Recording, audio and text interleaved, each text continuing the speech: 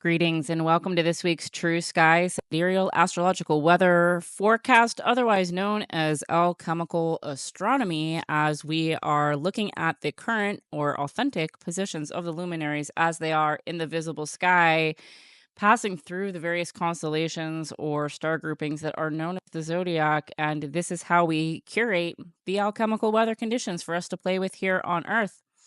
If you are thinking, "Hey, wait a minute, isn't this just what astrology is in general?" You would be incorrect. Tropical or Western astrology is not actually based on the stars, guys. That's what sidereal means. So if you're looking for astrology that reflects the actual stars in the sky as they are right now, you want to look at sidereal. This lens in particular is even more accurate than say, Vedic, which is also sidereal, and that we take into consideration the varying sizes of the constellations, and we include the hidden 13th sign, our friend Ophiuchus here in the sky above Scorpio. So Ophiuchus is actually right over the galactic center, which is a black hole, the womb of our universe. And together, Scorpio and Ophiuchus create a death and rebirth portal in the eighth house, effectively turning the wheel of samsara, which is what the tropical system represents. The wheel of samsara is never ending physical toiling, essentially. So, production and consumption, material cycles, the human psyche, that is what tropical astrology captures. It keeps us in the same cycle year after year because it does not account for the greater cycles of the celestial shifting. Okay. So when we include Ophiuchus as the 13th zodiac sign, the choice point over the galactic center each year, we can turn this system into spiral dynamics evolving as celestial beings. So if you're here for that, stay tuned. Now let's have a look at what is going on in real time using this app is called Night Sky. It is an astronomical star charting app. There's a number of different ones. I like this one because of the visuals. But literally any star charting app will give you the same effect where you can point your phone, or in this case, my MacBook, at the sky and see where the luminaries are for yourself. Okay. So right now, the energy of Capricorn. Okay, this is where it's different, right? The Sun and Mercury are at the tail end of Capricorn. We are not at the very end of Aquarius season, as the mainstream astrology will have you think. Okay, so we have this energy of the Sun and Mercury basically right on top of each other. A cazimi is when the Sun and any planet are at the same point. So this is just a double whammy as far as like who we are, our outward personality, and what is being illuminated and how we're thinking and communicating. At the tail end of Capricorn, which is the dad of the zodiac, okay, so that cardinal earth energy, that like structures and limitations and systems and responsibility, patience, like valuing the long haul kind of energy, that is all Capricorn. So we've had a period of time highlighting that kind of energy and the importance of structure in our lives, especially structure that comes from inside. Okay, so there's been a lot of energy, especially this Kazemi. It's like the heart is overpowering the mind when it comes to the external or old paradigm when it comes to external or oppressive structures versus structures that are based on the internal locus or coming from inside of us from a place of devotion and supporting us. Okay, so that is the main energy that is going on in Capricorn right now. We do also have Pluto, our friend, our slightly controversial friend. Pluto is just beginning Capricorn. Okay, we have like another 20 years, 18 years or so of this transit where Pluto, the death bringer, the cycles, okay, the ender of cycles, is making its way through Capricorn and dismantling all of these externally locust oppressive structures. Okay. So moving down the line of the ecliptic here to Aquarius, we will have some sign changes this week as the Sun and Mercury will move into Aquarius later this week. But for now, on Monday morning, as I'm recording this in real time, it's just Saturn here. Saturn is at home in Aquarius because it is also structures and limitations. Saturn is closer to Capricorn energy, to be honest. It is the traditional ruler of Aquarius, but Uranus is the modern ruler of Aquarius because Aquarius is really the change maker, the revolutionary. Down the line of the ecliptic here, we can see Pisces. And again, this is a great example of why this specific lens of astrology is the most accurate because we're looking at the varying sizes as well. So it takes planets way longer to get through Pisces. You can see how huge this thing is, okay? So right now we have Venus and Neptune, both in Pisces, will be there for some time, not only because it is a large constellation, but Neptune because it's a slow moving planet, and Venus because it's going to be going retrograde here in Pisces. Okay. So a long period of time of the veil being pretty thin. So like Neptune in Pisces is a double whammy of deep spirituality and access to the intangible. And Venus, the planet of love and values and relationships, is bringing this energy of valuing that depth, valuing the magical aspects of life, valuing depth in relationships, and receptivity, like being more in that feminine energy of Pisces. Moving down the line of the ecliptic here, the next sign on the zodiac wheel is, well, there's Aries. Whoops, I'm like, where is it? It's kind of hard to see them when they're on the horizon, but we can see the ram just popping up here over the horizon. This again, this is where astrology, like mainstream astrology, is so symbolic, and people are a lot, for the most part, detached from what it actually means, because your rising sign is literally this constellation that was rising on the eastern horizon at the moment you were born. That's why your birth time is so essential when it comes to using the house system and your rising, because it changes every couple of hours depending on the size of the constellation. So a baby born right now would be an Aries rising. Poor baby. I have a lot of Aries in my chart, FYI. So I speak from experience there. So anywho, down the line of the ecliptic, we have Taurus here, the bull, another larger constellation, and two planets who have been here for some time and will be, because again, they're slow and moving planets, and they were both in retrograde for some time, but now they're both direct. So we have Uranus direct and Jupiter direct in Taurus. Uranus, a planet of revolution and shaking things up, like doing things differently. It's kind of like an Uno reverse, I feel like. And Jupiter, the planet of expansion. Okay, both in Taurus, which is fixed Earth, which is representative of our resources and the physical world. Okay, so we've had this period of kind of like stuckness when it comes to creation or moving things forward in the physical world. And now with both Jupiter and Uranus direct, we have some forward momentum. So this means that we have the ability to actually create differences in our physical realm based on the energetic shifts that we've been going through for the last little bit. Moving down the line of the ecliptic here, we have Mars in Gemini, the twins. Okay, Mars has been retrograde since early December and will continue to be retrograde for another little bit. It's in February, like near the end of February, I think is when it finishes its retrograde. Mars is the planet of assertion and the self, like putting yourself first and asserting your needs. It started its retrograde in Cancer, so it was really like considering how your needs can be met, your emotional needs in particular. And now that it's in Gemini, it's bringing this kind of energy of curiosity and seeking more knowledge or information, seeking different viewpoints, entertaining different viewpoints mentally, as far as putting yourself first and taking care of yourself. Like, how are you supposed to be putting yourself out there? How can you put yourself out there differently, and making sure that it is resonant with who you actually are on the inside? The moon, as I'm recording this live, is currently in Cancer right now. I will do a full rundown of the moon transits at the last segment of this forecast. The moon moves in the sky 13 degrees every day. What a curious number. We do have a full moon coming up this week on Wednesday, so we are in the orb of that full moon. And by the time it reaches that point in its cycle, it will be in Leo. Now, this is where sometimes tropical and this particular lens of astrology line up, right? Because the mainstream Western astrology says that it's in Leo because in that system we're at the end of Aquarius, which is the sister sign. Okay, so full moon, the moon is always opposite the sun when it is full. That's how it works. It's at the same point when it's at the new moon, and it's opposite when it's at the full moon. The difference here is that in the mainstream system, the full moon would be at like the end degrees. I think it's like 23 or 24 degrees, but this one will be earlier on. It'll be like 8 or 9 degrees. Okay, so this is where practicing this specific lens of astrology is the most resonant, because even if you're looking at Vedic, which is usually one sign behind, it's going to be a bit different because they're still using a whole house system. They're not accounting for the varying sizes of the constellation or the inclusion of Ophiuchus, which does throw things off a little bit. So this is an uneven house system. So sometimes it's not as even because it's uneven. Duh. All right, moving down the line of the ecliptic here. Not a whole lot going on in the rest of the sky, but we'll just finish the tour. Virgo, another huge constellation. You can see it takes planets a long time to move through that energy.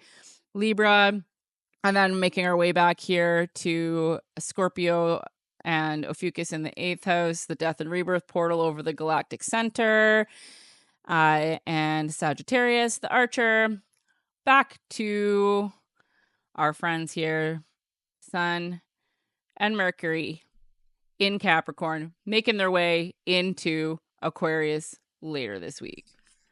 All right, so let's get into the specific aspects this week. A fairly quiet week as far as interaction between the planets, which is great because we have a full moon on Wednesday, which we're already in the orb of. And as you probably know, if you've listened to any of my content, the moon is the luminary that affects us the most directly. It is the closest to us, and it is directly correlated to our emotional evolution and movement through karmic patterns. Essentially, the moon acts like a magnet to pull things up and to the surface within us, just like it pulls the tides. It pulls things up through us because we're mostly water based, in the form of emotions, because emotions are energy in emotion. And when the moon is full in particular, it's the most energetic point of that phase or process. And so things come to the surface for us intentionally to work through them. So if you're aware of this, it can be a great opportunity. If you're unaware of this, this is why we have a correlation between hospital visits, accidents, and people being generally crazy during the full moon, because it affects everybody, whether you're aware of it or believe in it or not. So, anywho, the moon this week, currently as I'm recording this on Monday, is in Cancer. Today and tomorrow, the moon will be in Cancer. Cancer is the mom of the zodiac. It is that cardinal water. So, really in our fields, nurturing ourselves, nurturing others, which makes sense with some of the other aspects going on right now. By the time the moon reaches its apex, the full moon event will be on Wednesday at 8:53 a.m. Eastern Standard Time. It will be in Leo. So Wednesday, Thursday, and Friday, the moon will be in Leo, which is self-expression. It is that fixed fire. It is the sun. It's playfulness, pleasures, things like that. And then at the end of the week, the weekend, Saturday and Sunday, it will be in Virgo, which is all about improvement, like taking action, that mutable earth. So taking the creative fire from Leo and putting it into action. So the weekend will be a good time for taking care of yourself, taking care of your needs, and maybe even your environment as well.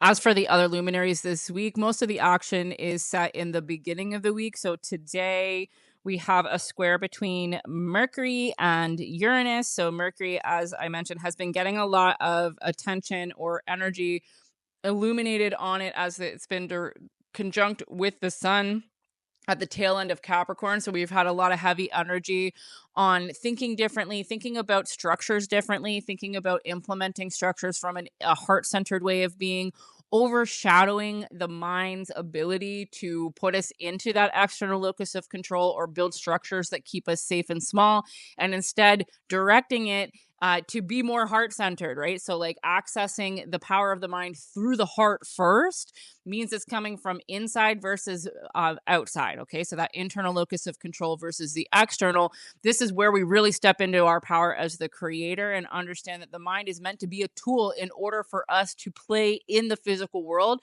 versus it being the end all be all. Because when we think like that, it keeps us stuck in the material realm and unable to access our magical capacities, okay? So this energy with also, I didn't mention it in the rundown because this is an astronomical app. It doesn't show certain astrological components like the nodes of the moon or Lilith and things like that. Chiron are not shown on this when I do the run through, but we also had a conjunction, or still have a conjunction, between Neptune and the North Node in Pisces. So this is kind of a double whammy as far as deep spirituality as in our future, right? So it's really giving the awakening of new spiritual gifts as you move from a place of operating via the mind as your primary mode of operation into a more heart-centered way of being. Making this switch allows you to become the curator of your reality, so you can be a human creature in a body having experiences, but also a magical being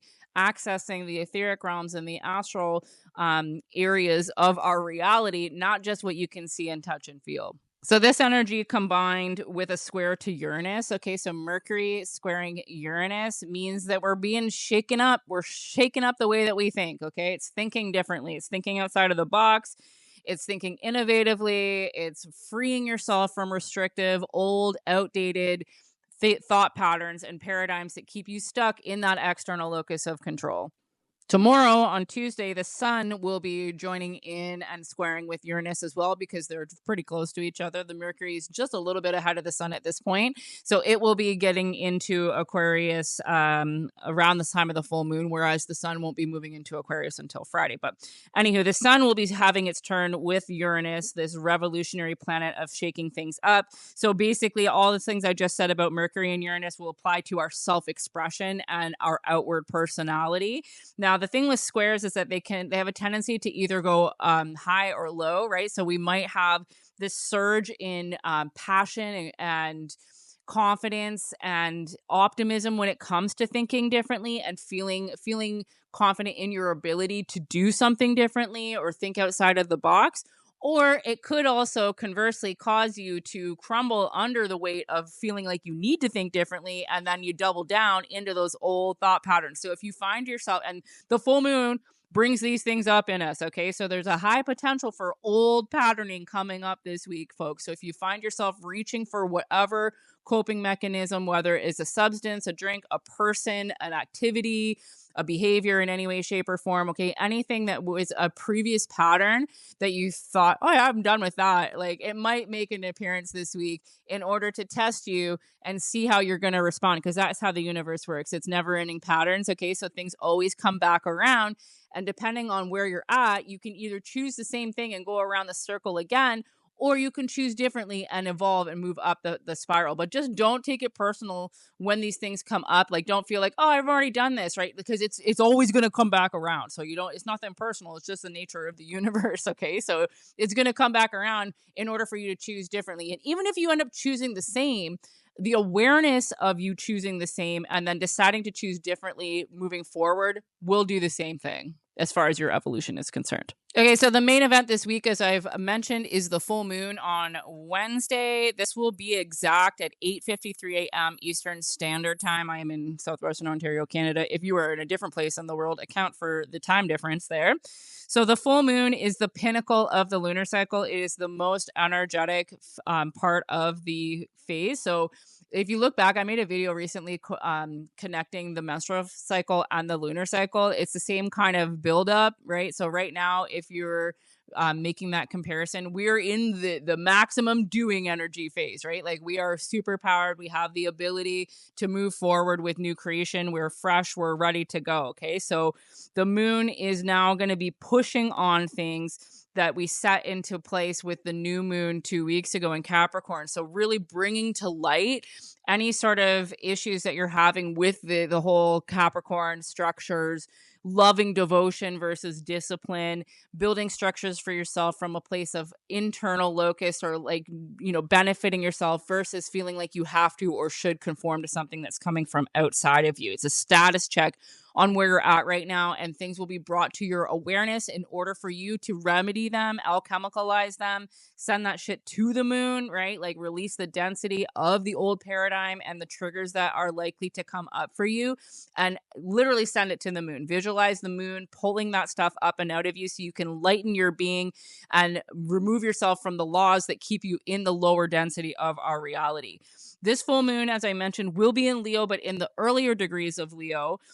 So this is really highlighting themes of self-expression, passion, creativity, playfulness. Like, how can you have more fun, basically? Like, we all have things to do, right? We have projects and work that we're creating, but like, how can it be fun to do that? Like, this is why I am loving this little audience that I've built here on TikTok in particular, but also some of the other platforms are starting to grow again as well, because it's just so fun engaging with you guys and expressing myself in this sort of way. So even though it is challenging for me to make the time and space to do this, it feels good and it's fueling me because I'm having fun and I'm really expressing myself from the heart. So like, where in your life can you embody that kind of energy? How can you be more passionate? How can you have more fun? What are you creating? Are you creating more than you're consuming? All of these kind of things are coming up with this full moon in Leo on Wednesday.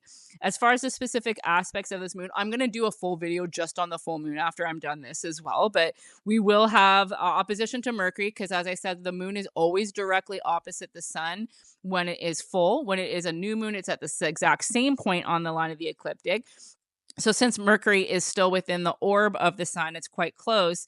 We will have an opposition to Mercury. So an opposition with the moon is just pushing on thinking differently again, right? So like those thoughts, because by that point the sun and Mercury will be pretty close to Aquarius, which is that forward thinking, wave maker, change maker, revolutionary kind of energy. So moving from those themes of building new structures and stability and like being your own dad in Capricorn into then new thought structures, innovative ways of thinking, and freedom oriented thought processes essentially are going to be pushing on the full moon, as well as a T square to Uranus. So we will have some activity going between basically this opposition with Mercury and the sun, and Mercury and the sun opposing the full moon, and then there will be a square to Uranus. So this is called T square. Okay, so that adding in that element of like a double whammy, basically with the revolutionary energy, with Mercury being close to Aquarius and then Uranus being thrown into the mix. So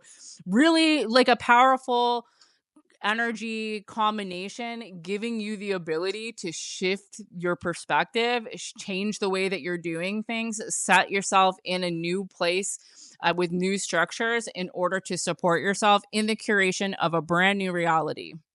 And that, folks, is really it for the week. As far as aspects go, Mercury, as I said, will be moving into Aquarius around Thursday. So, like, just a little bit after the full moon. And then on Friday, the sun will be in Aquarius. So, we'll have the beginning of Aquarius season starting on Friday. So, moving into that fresh, forward thinking, collective kind of energy as well. So, another theme with moving into Aquarius and this kind of Uranus shaking up energy that's throughout the week, with the squares earlier in the week and then the sun and Mercury moving into Aquarius later in the week, is this idea of like the individual and the collective as one, right? Like the microcosm is the macrocosm. So as within, so without kind of idea. So this is really the secret of success for the collective, is understanding, or understanding this rather, that really when we take care of ourselves and we focus on ourselves first from a heart-centered, interconnected type of way, we actually benefit the collective because they are us as well. That is the whole secret of this human existence, folks, is that